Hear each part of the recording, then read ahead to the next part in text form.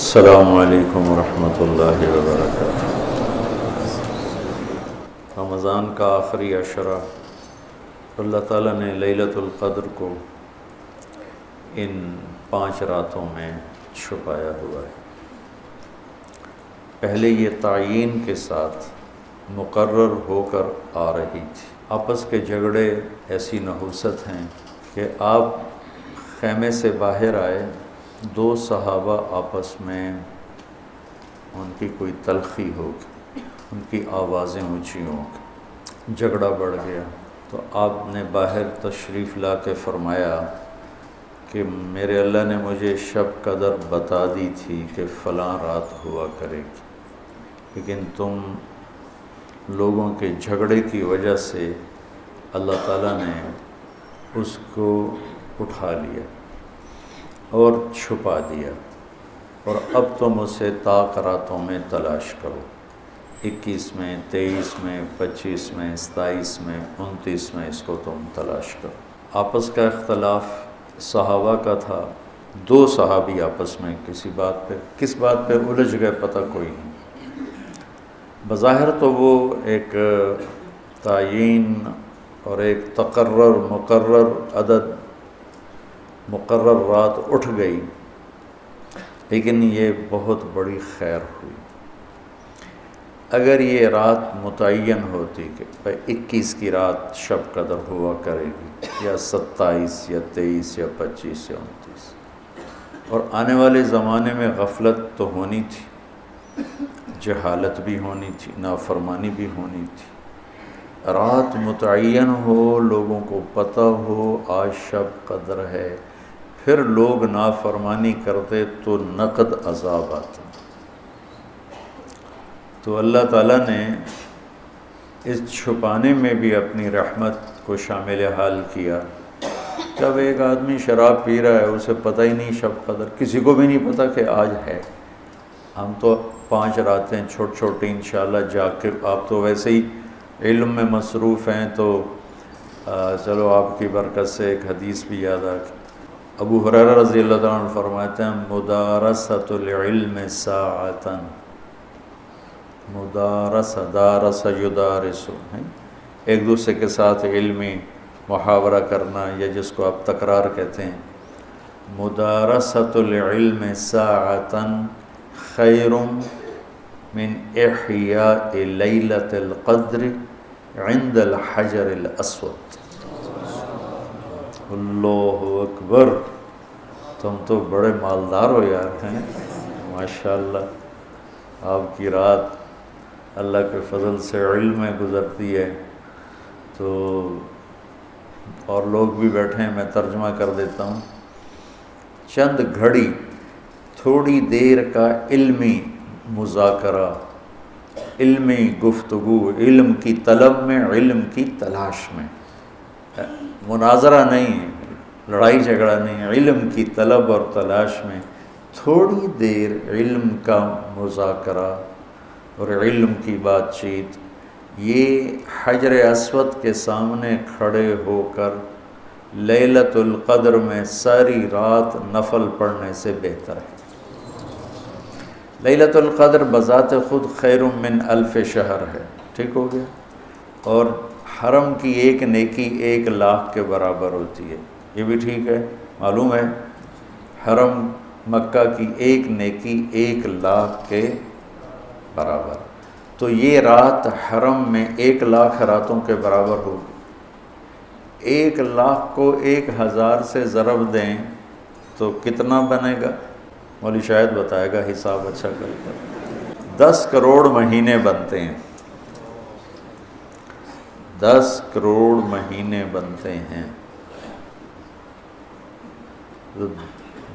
10 کروڑ مہینوں کے سال بناؤ، لاکھوں سال بنتے ہیں، ہزاروں سال بنتے ہیں۔ تو علم کا مذاکرہ، علم کی طلب میں، علم کو سیکھنے کے لیے تھوڑی دیر بیٹھنا، وہ حجر اسود کے سامنے لیلۃ القدر میں ساری رات نفل پڑھنے سے بہتر ہے۔ یہ تو ہو گیا عام دنوں میں۔ جب یہ علم کی طلب رمضان میں ہو تو ہر عمل پہلے ہی 70 گنا بڑھ جاتا ہے۔ فرض علم کی طلب تو فرض ہے، تو فرض 70 گنا ہو جاتا ہے، نفل فرض بن جاتا ہے، تو اس کو ملٹیپلائی کرنے کے لیے کوئی کمپیوٹر بھی کام نہیں دے گا۔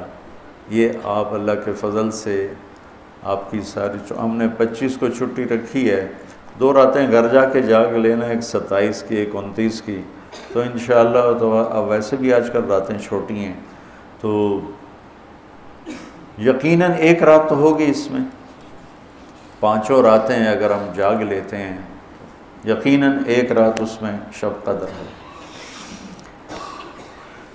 تو اللہ کے نبی شد المیزر ان آخری عشرے میں خوب محنت فرماتے، کمر کس لیتے، اور ساری زندگی اعتکاف بیٹھے۔ آپ نے کبھی اعتکاف نہیں چھوڑا، فتح مکہ پہ چھوٹا لیکن شوال میں آ کے بیٹھے، 1 مہینہ پورا اعتکاف کیا، پھر 20 دن کیا، پھر 10 دن، پھر 9 رمضان میرے نبی کو ملے، 9 رمضان۔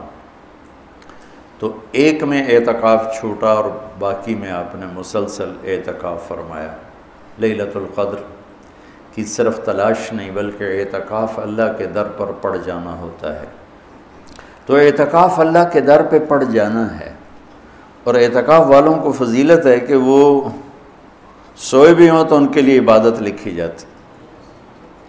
باقی ہمارے جیسے لوگ تو نفل پڑھیں گے تو عبادت لکھی جائے گی، قرآن پڑھیں گے تو عبادت کا اجر لکھا جائے گا، اور اعتکاف والا سویا بھی ہو تو قلم اس کا چلتا رہتا ہے۔ اللہم لک الحمد کما انت اہلہ فصلی علی محمد کما انت اہلہ وفعل بنا ما انت اہلہ انک اہل التقوی و اہل المغفرہ۔